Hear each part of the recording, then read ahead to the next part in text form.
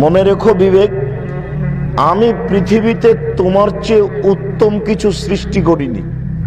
আর মানুষের ভিতরে সবসময় দুটো জিনিস আছে, যেটা একটা আর একটার বিপরীত। একটার নাম আকল, এটা আরবি শব্দ, এর অর্থ হলো বিবেক। বিবেক মানুষকে সত্য গ্রহণ করতে বলে। আর মানুষের ভিতরে আর একটা জিনিস আছে নাফস, আত্মা। এই আত্মা মানুষকে পাপের কাজের আদেশ করে। আল্লাহ তাআলা বলেন, ইন্না নাফসা লাআম্মারাতু বিসসুই, নিশ্চয়ই মানুষের আত্মা মানুষকে পাপের কাজের আদেশ করে। তাহলে প্রত্যেকটা মানুষের ভিতরে দুইটা জিনিস আছে, একটা আকল, হক। আকল বলে সত্য মেনে নাও, আর আত্মা, নাফস, মন বলে যে না হকটা মানো। সবসময় মানুষের ভিতরে দুটা জিনিস কাজ করে। সাধারণত যেটা না হক সেটাই প্রাধান্য পায়। আত্মা সবসময় জয়ী হয়, যেটাতে মানুষকে পাপের কাজের আদেশ করে। যদি একটা হাদিসে এইভাবে এসেছে যে আল্লাহ তাআলা বিবেককে সৃষ্টি করার পরে বিবেককে বললেন, বিবেক আকল কুম, দাঁড়াও, ফাকামা, বিবেক দাঁড়ালো। বিবেক ইজলিস, বসো, ফাজালাসা, বিবেক বসলো। বিবেক আকবেল, সামনের দিকে আসো, ফাঁক বালা, বিবেক সামনের দিকে আসলো। বিবেক আতবের, পিছে হটো, ফাঁদ বাড়া, বিবেক পিছে হটলো। তখন আল্লাহ তাআলা বলছেন, বিবেক মনে রেখো, মা খালাক্ত খালকান হে আহসানু মিনকা আফজালু মিনকা ওয়া আখযু বিকা ইয়াউমাল কিয়ামা। মনে রেখো বিবেক, আমি পৃথিবীতে তোমার চেয়ে উত্তম কিছু সৃষ্টি করিনি। বিবেক, তুমি এমন একটা জিনিস যে আমি তোমাকে পৃথিবীতে সবচেয়ে উত্তম করে সৃষ্টি করেছি। বিচারের মাঠে আমি তোমাকেই ধরব। যার বিবেক নেই তার বিচার নেই। পাগল মানুষের বিচার হবে না বিচারের মাঠে। যার যত বুদ্ধি বেশি, যার যত বিবেক বেশি, তার তত বিচার কঠিন হবে। তার মানে ও তার বিবেককে কাজে লাগিয়েছে কিনা এটা আল্লাহ খুব কঠিন ভাবে পরীক্ষা করবেন। মানুষ বিবেককে কাজে লাগায় না। আর সামাজিক নোংরা তৎপরতা এত জোরালো, বিশেষ করে গণতন্ত্রের ক্ষমতা, রাজনৈতিক ক্ষমতা এত দুর্বল জিনিস যে সব সময় মানুষকে আত্মার উপরে চলতে বলে। যেটা জোর করে দখল করা যাবে সেটাই হলো সমাজ, যেটা জোর করে কিছু করা যায় সেটাই হলো দল। আর এটা যখন প্রাধান্য পাবে তখন হক আকল কাজ করতে পারবে না। মানুষ নিচে নামতে নামতে নামতে এত নিচে নেমে যাবে যে মানুষের বিবেক আছে এটা মানুষই ভাবতে পারবে না।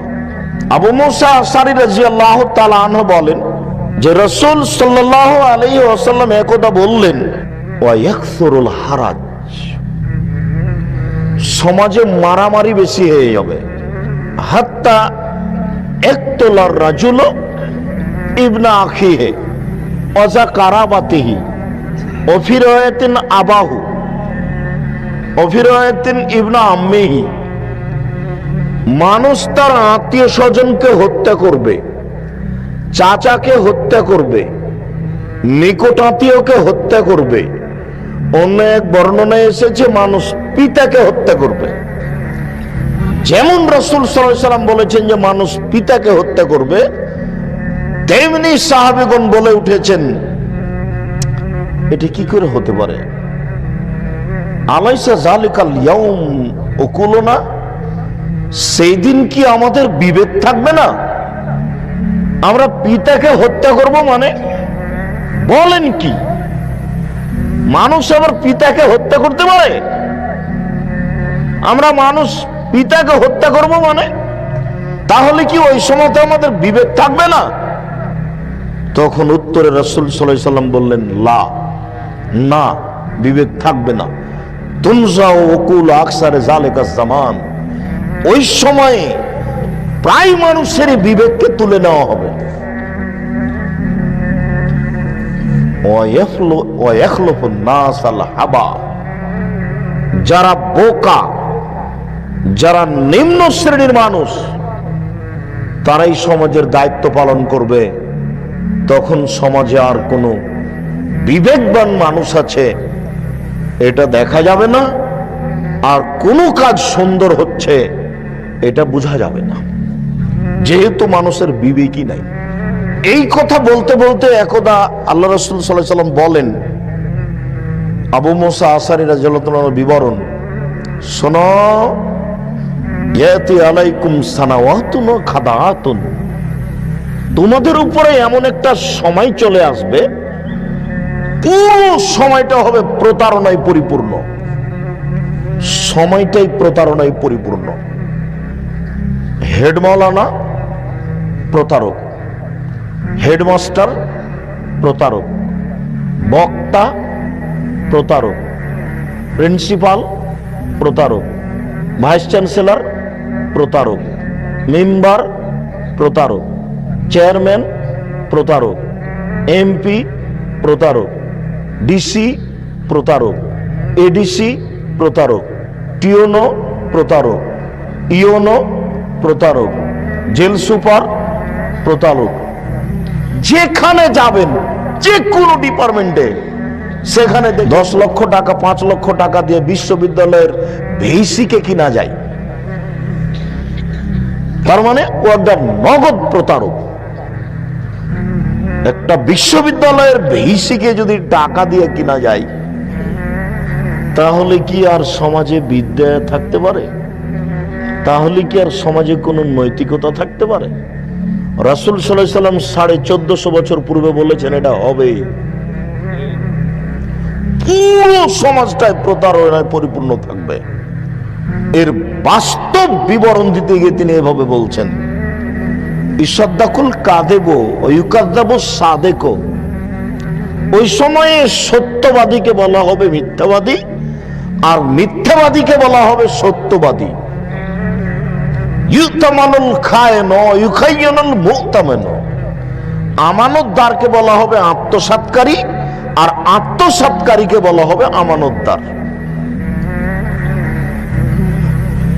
ওয়ায়ান্তিকুর রুআইবেজ, ওই সময়তে সমাজে যারা কথা বলবে, সমাজের যারা নেতৃত্ব দিবে, তারা হবে রুআইবেজ।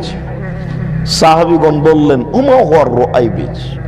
রুআইবেজ শব্দ বুঝতে পারলাম না, এটি কি বললেন, রুআইবেজ কি জিনিস?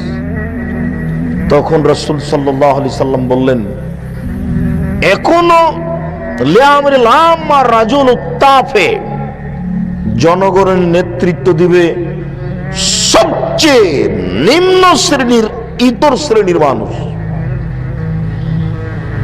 কয়েকদিন আগে বিলের ধারে গামছা পরে খালি পায়ে ছাগল চড়াতো, সে দিবে নেতৃত্ব। তখন আর বিবেক দিয়ে কোনো কাজ হবে না, তখন শুধু মন আত্মা দিয়ে, নাফস দিয়ে কাজ হবে। আর এই একটা নীতি, একটা যে নারায়ণগঞ্জ জেলা না, এটা ঢাকা জেলা, একটা ঢাকা জেলার ডিসি বা নারায়ণগঞ্জ জেলার একটা ডিসি, একটা ডিসি কে এই ডিসি পদে আসতে কত যে পরীক্ষা দিতে হয়, আর কত শিক্ষা অর্জন করা লাগে, কত গ্লানি বহন করা লাগে। এরপরে তিনি হন ডিসি, এরপরে তিনি হন ডিস্ট্রিক্ট ম্যাজিস্ট্রেট। আর এই সমাজের নীতিতে মেয়র হয়েছেন একটা ভোটের জয় ভিত্তিতে। আমি দেখছি যে এই মেয়র কয়দিন আগে খালি পায়ে গামছা পরে বিলের ধারে ছাগল চড়াচ্ছিল। এখন এই মেয়র ডিসি কে উঠতে বললে উঠে, আর ডিসি কে বসতে বললে বসে। আমার একটা বাস্তব দৃশ্য, সেই দিন থেকে আমার এই বক্তব্যের একটা এত জোরালো পয়েন্ট বের হয়ে এসেছে যে মেয়র ডিসি কে যেভাবে বলছেন সেভাবে ডিসি বলছেন আচ্ছা ঠিক আছে স্যার, আচ্ছা ঠিক আছে স্যার, আচ্ছা ঠিক আছে স্যার। মেয়র বলছেন আর উনি বলছেন যে আচ্ছা ঠিক আছে স্যার। আমি তো দৃশ্য দেখে অবাক হয়ে গেলাম যে এটি কি করে হতে পারে। তাহলে এই সমাজ কল্যাণ পেতে পারে কি করে? মানুষের ভিতরে দুটা জিনিস আছে, একটার নাম আকল আর একটার নাম নফস। আকল বিবেক সবসময় মানুষকে ভালো কাজের আদেশ করে, আর নফস আত্মা সবসময় মানুষকে পাপের কাজের আদেশ করে। আর মানুষ ধ্বংস হবে ওই সময়তেই যখন মানুষ মন মতো চলবে, নফসে মনে যেটা বলছে সে অনুযায়ী চলবে। এ কারণেই আবু হুরায়রা রাদিয়াল্লাহু তাআলা আনহু বলেন, রাসূল সাল্লাল্লাহু আলাইহি সাল্লাম বলেছেন, হুজবাতিল জান্নাত বিল মাকারিহি ওয়া হুজবাতিন নার বিশাওয়াত। নিয়ম নীতি কষ্ট ক্লেশ দ্বারা জান্নাত ঘেরা আছে, আর প্রবৃত্তি মনের ইচ্ছে দ্বারা জাহান্নাম ঘেরা আছে। মানুষ যখন মন মতো চলবে তখন মানুষ জান্নাত পাবে না, জাহান্নাম পাবে। চলবে প্রায় মানুষই। হক গ্রহণ করা খুব কঠিন, আর মিথ্যা পরিহার করা খুব কঠিন। কথায় কথায় মানুষের উদ্দেশ্য সফল করার জন্য মানুষকে মিথ্যা কথা বলা লাগে। ছেলে মায়ের কাছ থেকে টাকা নেবে মিথ্যা কথা বলে, ছেলে স্যারের কাছে মিথ্যা কথা বলছে। 10 টাকার কারণে একটা লোক মিথ্যা কথা বলছে, তার মানে মিথ্যা কোনো পাপের কাজ নয়। অথচ এই মিথ্যা না বললে সুলিও হবে না, ফাঁসিও হবে না। কিন্তু মিথ্যার আশ্রয় নিতে মানুষ সামান্যতম দ্বিধাবোধ করে না, করবে না। হক গ্রহণ করা তো খুবই কঠিন। হক গ্রহণ করা খুবই কঠিন কিনা একটু দেখি, আমি বাস্তব পরীক্ষা করে। এখন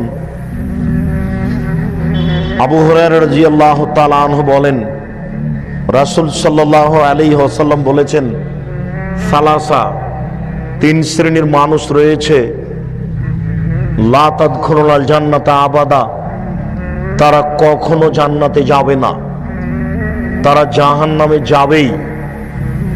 3 শ্রেণীর মানুষ রয়েছে, তারা কখনো জান্নাতে যাবে না, তারা জাহান্নামে যাবেই। তার 1 শ্রেণীর মানুষ হচ্ছে মদমিনুল খামর, যারা নিয়মিত বিড়ি তামাক জর্দা সিগারেট গুল নেশাদার দ্রব্য খায় পান করে, তারা জাহান্নামে যাবেই। দেখি আজকে উপস্থিত সবাই আছেন, হক গ্রহণ করতে পারেন কিনা আজকে এখন বলেন। জিন্দেগিতে আর কোনোদিন সিগারেট মুখে দিব না, বলেন দেখি। হক গ্রহণ করা কত কঠিন দেখা যাবে, হক গ্রহণ করা কত জটিল। এক কথাতেই মনের ভিতরে 19-20 করছে যে কেমনে এটা গ্রহণ করি, টিকতে পারি কিনা। তবে মনে রাখবেন, মানুষই টিকতে পারে, পশু প্রাণী পারে না। হক গ্রহণ করতে কে পারে? মানুষই পারে, পশু প্রাণী পারে না। পশু প্রাণীর উপরে এই বিধান দেওয়া হয়নি। আল্লাহ বলছেন যে আমি বিধান নিয়ম নীতি দিয়েছিলাম পাহাড়ের উপরে, আমি দিয়েছিলাম আকাশের উপরে, জমিনের উপরে দিয়েছিলাম। বলেছিলাম যে তোমরা নিয়ম নীতি মেনে চলো। আকাশ পাহাড় নাকচ করে দিয়েছে, না না না না, আমি ওরকম, আমরা নিয়ম নীতি মানতে পারবো না। ফাহামালাহাল ইনসান, মানুষ এটা বহন করেছে। মানুষ বলেছে আমরা পারবো। যেমন মানুষ বলেছে পারবো, তেমনি আল্লাহ তাআলা বলছেন ইন্নাহু কানা যালুমান জাহুলা, মানুষ বড় জাহেল, মানুষ বড় জালেম। পাহাড় বললো যে আমরা বিধান মানতে পারবো না, আমরা মানুষ বললাম যে হ্যাঁ পারবো, হক না হক মেনে চলতে পারবো। এই কথা বলতে বলতেই আল্লাহ আমাদেরকে বলছেন মানুষ বড় জাহেল, মানুষ বড় জালেম। তাহলে মেনে নিয়েই ভুল করলাম নাকি? কেন আল্লাহ আমাদেরকে বললেন মানুষ বড় জাহেল, মানুষ বড় জালেম? শুনুন, মাইকের সামনে 1 ঘন্টা বক্তব্য দেওয়ার পরে যদি বলি মাইক বড় জাহেল, আমার কথাই বুঝে না, তাহলে এই কথাটা কি মানাবে? গরুর সামনে 1 ঘন্টা বক্তব্য দেওয়ার পরে যদি বলি গরু বড় জাহেল, আমার কথাই বুঝে না, এই কথাটা কি মানাবে? টেবিলের সামনে 1 ঘন্টা বক্তব্য দেওয়ার পরে যদি বলি টেবিল বড় জাহেল, আমার কথাই বুঝে না, এই কথাটা কি মানাবে? মানাবে না। সামিয়ানার সামনে 1 ঘন্টা বক্তব্য দেওয়ার পরে যদি বলি এই সামিয়ানা বড় জাহেল, আমার কথাই বুঝে না, তাহলে এই কথা মানাবে না। জাহেল কথাটা মানুষের সাথেই মানায়। জেনে মানে না যারা, তারাই হচ্ছে জালেম। জানার চেষ্টা করে না যারা, জানতে পারবে, তারাই হলো জাহেল। টেবিলকে জাহেল বলা যায় না, এই বোতলটাকে জাহেল বলা যাবে না, মানুষকেই বলা যাবে। কেন? মানুষ চেষ্টা করলে বুঝতে পারবে, চেষ্টা করে না যারা, তারাই হলো জাহেল। জানার পরে মানে না যারা, তারাই হলো জালেম। জানার পরে মানে না যারা, তারাই হলো জালেম। জানার চেষ্টা করে না যারা, তারাই হলো জাহেল। তাহলে জালেম আর জাহেল এই দুইটা কথা মানুষের উপরেই চলে, পশু প্রাণীর উপরে চলে না। অতএব আপনি মানতে পারবেন, গরু ছাগল মানতে পারবে না যে আজ থেকে বিড়ি, তামাক, জর্দা, সিগারেট, গুল, নেশাদার দ্রব্য ছেড়ে দিলাম, এই কথাটা মানুষই বলতে পারে, গরু বলতে পারে না। 2, রাজলাতু মিনান নিসায়ে, পুরুষের বেশধারী নারী, যেসব নারী পুরুষের পোশাক পরে এরা জান্নাতে যাবে না। রাস্তাঘাটে, ঢাকা শহরে, ডুমনি বাজারে, যেখানে সেখানে যেসব নারীকে দেখছেন গেঞ্জি গায়ে দিয়ে জিন্স প্যান্ট পরে চলছে, এরা সব জাহান্নামে যাবে। আমি অনুবাদক, 1450 বছর পূর্বে তিনি মুখ দিয়ে যা বলেছেন, ওটা আরবিতে আছে, ওটা আমি অনুবাদ করে শোনালাম। সারা পৃথিবীর মানুষের শতকরা 1999 জন লোক জাহান্নামে যাবে, প্রতি 1999 জন লোক জাহান্নামে যাবে। আর একজনের বসার জায়গা হলো 250 মাইল। একজন জাহান্নামীর গায়ের চামড়া হবে 42 হাত মোটা। একজন জাহান্নামীর ডান কাঁধ থেকে বাম কাঁধের ব্যবধান হলো একটা দ্রুতগামী ঘোড়া 3 দিন 3 রাতের পথ। একজন জাহান্নামীর উরু রান হবে বাইজা পাহাড়ের সমান মোটা। বাইজা পাহাড় হলো 39 কিলোমিটার লম্বা।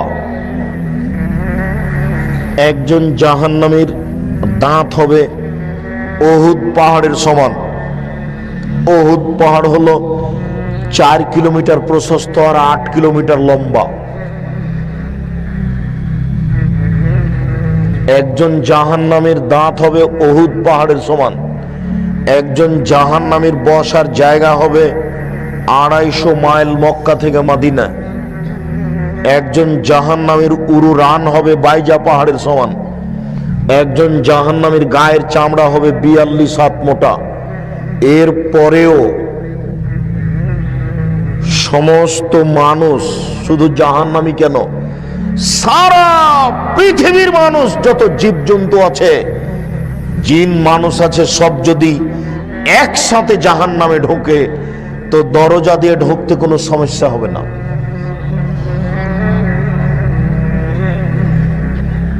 আর জাহান্নাম বলতে শুধু নারী আর নারী, জাহান্নাম বলতে শুধু নারী আর নারী, জাহান্নাম বলতে শুধু নারী আর নারী, কিছু পুরুষ 2-1 জন। আপনার মেয়ে হাজার হাজার মানুষকে পাপী করছে, নগ্ন হয়ে চলে, আপনার মেয়ে জান্নাতে যাবে, এটা আপনি কি করে বুঝলেন? আর আপনি জান্নাতে যাবেন, এটা আপনি কি করে বুঝলেন?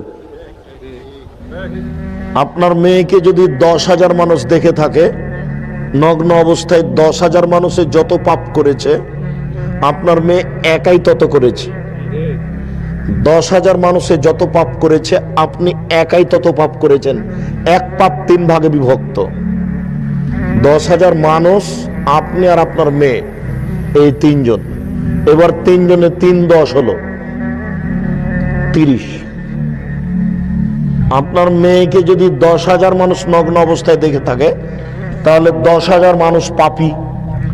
10,000 মানুষ যত পাপ করেছে আপনার মেয়ে একাই তত করেছে। আপনার মেয়ে একাই যত করেছে আপনি একাই তত করেছেন। কেন? জন্ম দিয়েছেন আপনি, আমি দিনি। জন্ম দিয়েছেন আপনি, জবাব দিব আমি, এটা আপনি কি করে বুঝলেন? ওই যে এখনো আপনার মেয়ে ওই ঘরে বসে আছে মাথায় কাপড় না দিয়ে, জবাব আমি দিব।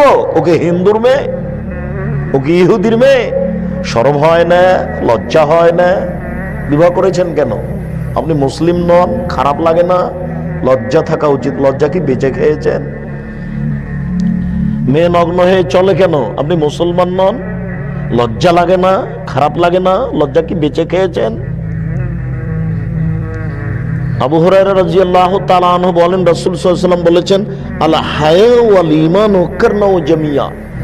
লজ্জা এবং ঈমান দুটো একসাথে জমা ধরে আছে। আচ্ছা, ওই ছেলেটা ও উঠে যাচ্ছে, আপনি খেয়াল করছেন না কেন? ও তো কথা বুঝতে পারে না। আর যার সামনে দিয়ে যাবে ও তো কথা ধরতে পারবে না। আমি তো আর আপনাকে কোনো কাহিনী শোনাতে আসিনি, আপনি ওইটা মনে করবেন না। পাথরের মতো বসে থাকতে হবে, প্রত্যেকটা কথাকে মনে করতে হবে 1 কোটি টাকা মূল্য। ওই যে দোকানে এখনো বসে আছে, আপনি যান ওখানে বসে থাকেন, এখানে এসেছেন কেন? ওই যে দোকানে বসে আছে চা খাচ্ছে, জবাব আমি দেব? ওর বাপ ওকে জন্ম দিয়েছে, ওর বাপ জবাব দিবে, আমি দেবো কেন?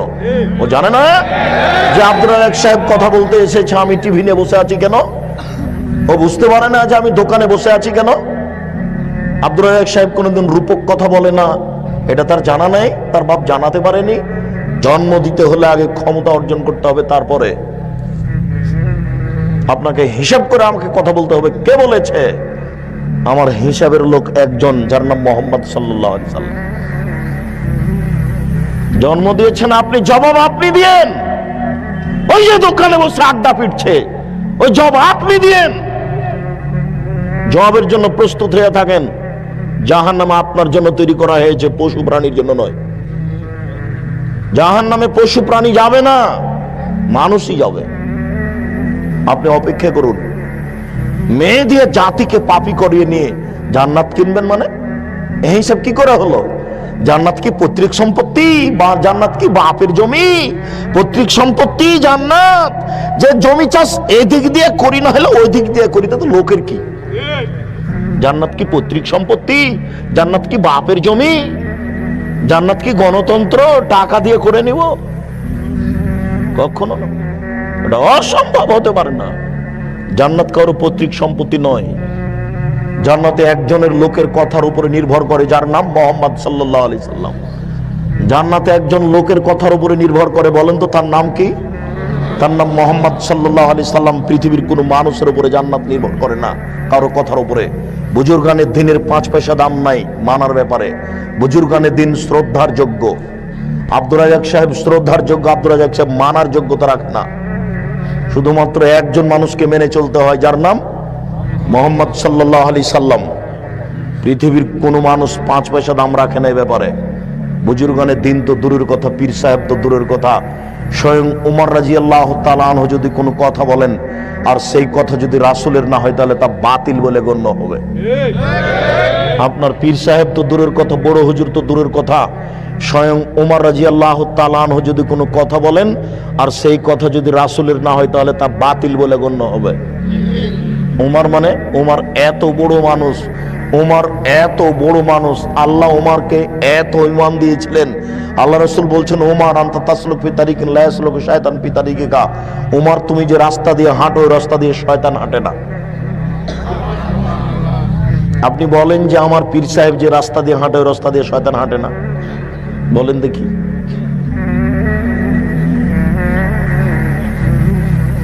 কেউ তো বলবে যে আপনার পীর সাহেবকে শয়তানি চালায়, না হলে অন্যায় করছে কেন? এরকম কথা বলবে কেন? মুখ দিয়ে